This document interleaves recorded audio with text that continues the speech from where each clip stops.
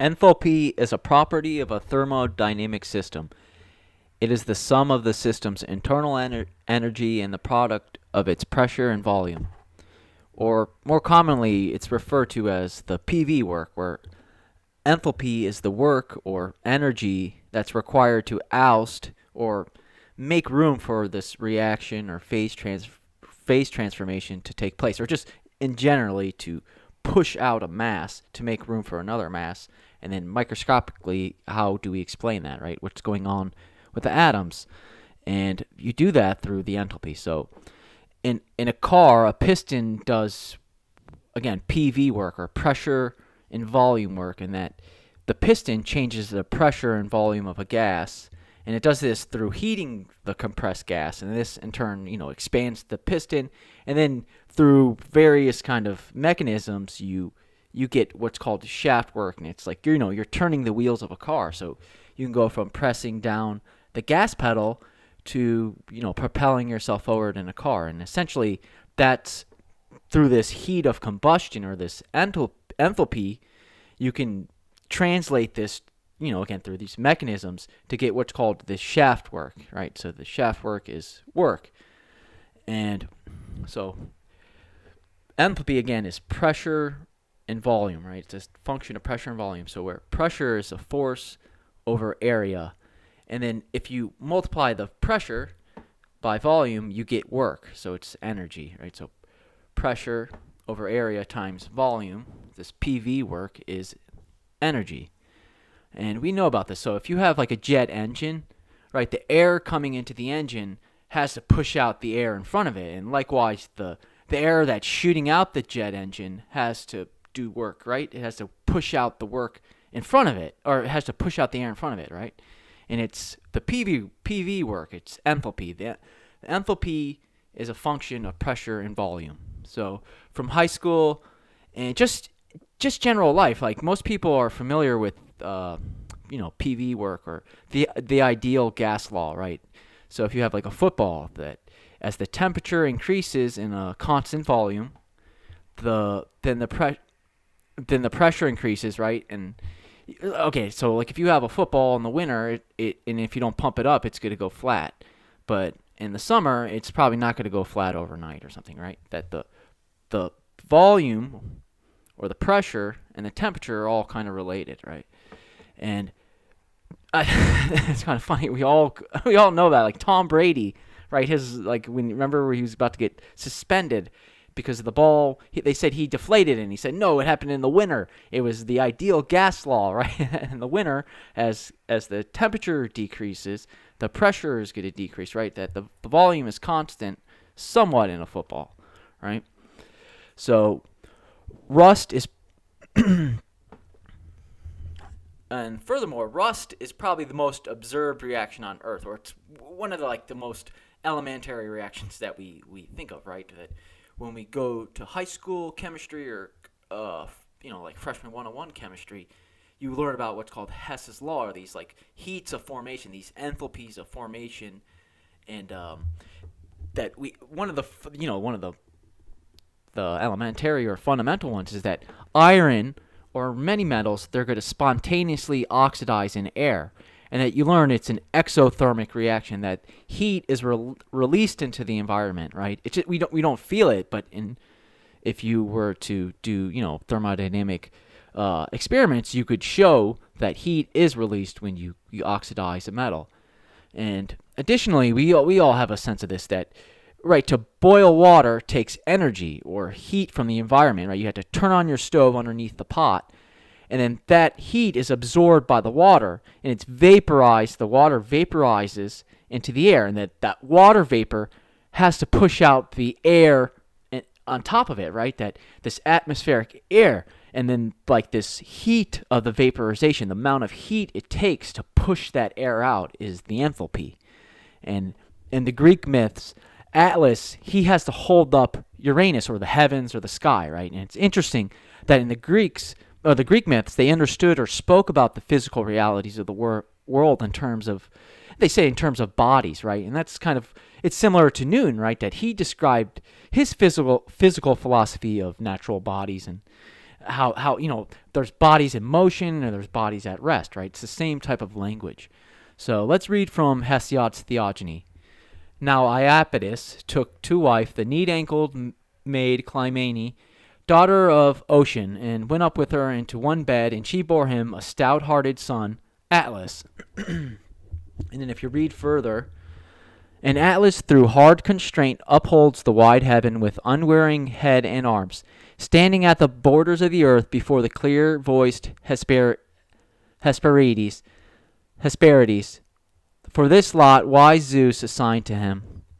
So we can think of Atlas as as the enthalpy, right? In that he does the work to push up the sky, right? He does the PV work, and the air is a body. It's Uranus. It's not nothing. It's something, right? It's a body of air. So if you read from Apollodorus' Bibliotheca, it gives a little more insight that Atlas. Well, he explains that Atlas is the father-in-law to Sisyphus, and he's the grandfather to Glaucus, where Glaucus, in turn, has a son, Bellerophon, who, of course, it's said that he slays the Chimera with the help of Pegasus. So here, let's read from Apollodorus' Bibliotheca. It'll explain what I just said. So if you go from Apollodorus' Bibliotheca, it's Book 1, Chapter 9, Section 3. And Sisyphus, son of Aeolus, founded Ephyra, which is now called Corinth, and married Merope, daughter of Atlas. They had a son, Glaucus, who had by Eurymede a son, Bellerophon, who slew the fire-breathing Chimera.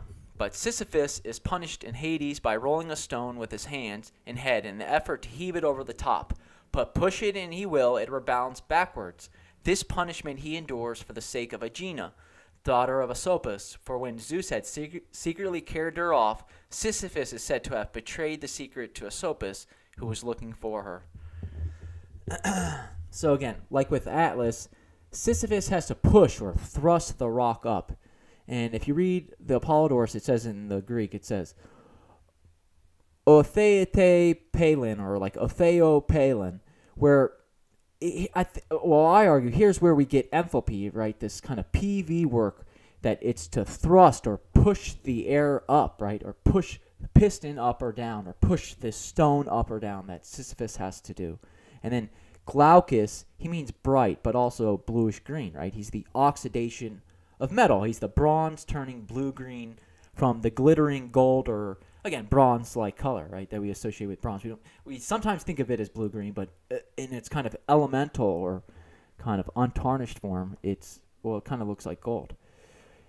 He's associated with the oxymoron of the Chimera, where the Chimera in Greek is exemeron, right? That Chimera, well, again, it's exemeron, or how we know it as oxymoron, right? The Chimera is an oxymoron. It's like half lion, half goat. It breathes fire and stuff. It's a totally weird animal, right? That we instinctively think of it as weird, like it wouldn't exist.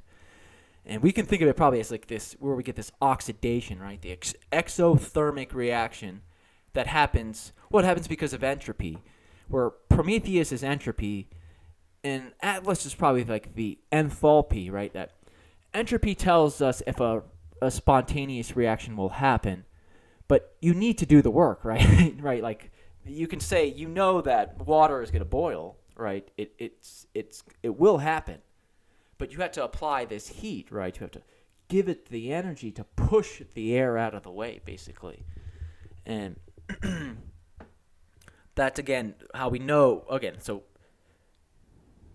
And then oxidation it's kind of like this, well, it's kind of like an oxymoron, that you don't think it's going to happen, right? That, well, it has like an exothermic reaction has a negative heat of enthalpy, that it releases energy into the surroundings, right? That it shouldn't happen spontaneously, but that's what the entropy tells us, right? That it will happen, and then it's a matter of giving it the energy, which is the enthalpy.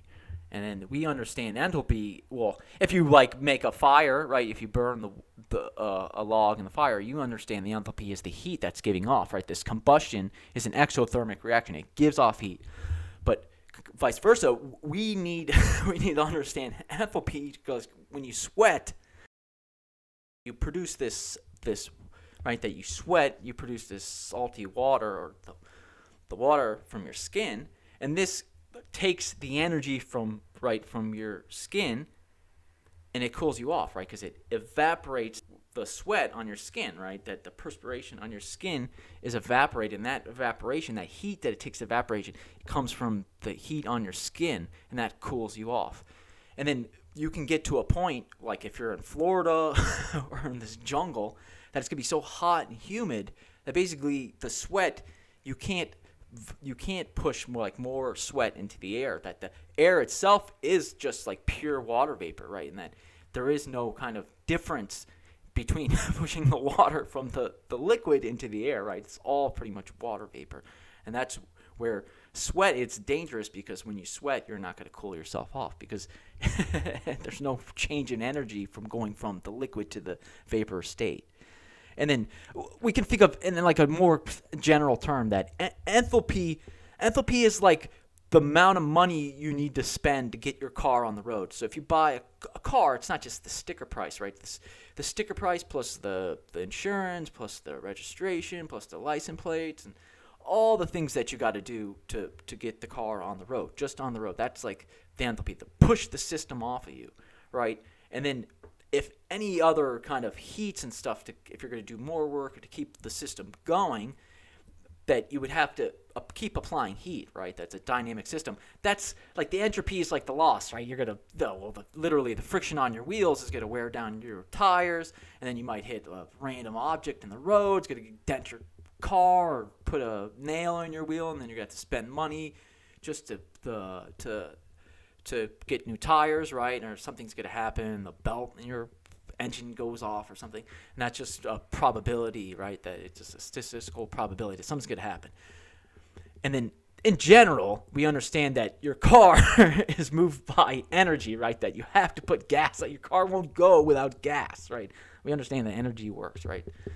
And then Bellerophon's kind of interesting. People say don't understand what Bellerophon means, but I think if you understand that chimera is like an oxymoron, Bellerophon means like to kill the babble, right? He means to kill the babble, to solve the paradox, to understand, right, that enthalpy is like this PV work. And then from there you can understand you can understand a lot. That's the thing about thermodynamics, that I think that it's somewhat simple, but there's just a lot that from it you can do a lot, so that you can get lost in it. And there's just a lot of calculations too that I think some people don't really like doing a lot of the math, but in reality it's pretty simple, that if you just keep it kind of theoretical. But it's just that, there's just so many elements, there's so many compounds, there's so many molecules, and each of these elements or compounds or molecules has their own properties.